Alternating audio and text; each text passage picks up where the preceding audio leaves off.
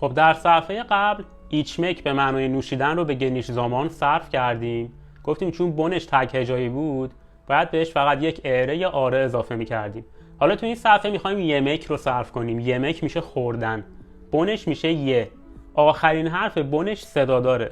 در حالتی که آخرین حرف بن صدا دار باشه فقط کافیه که یه ر اضافه کنیم، یعنی حالت گنیش زامانش میشه یر. حالا میخوایم بگیم من میخورم میشه بن یریم. تو میخوری سن یرسین. او میخورد او یر. ما میخوریم بیز یریز. شما میخورید سیز یرسینیز.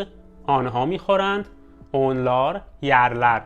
یک بار دیگه میخونم بن یریم سن یرسین او یر بیز یریز سیز یرسینیز اونلار یرلر. حالا دوباره سوال پیش میاد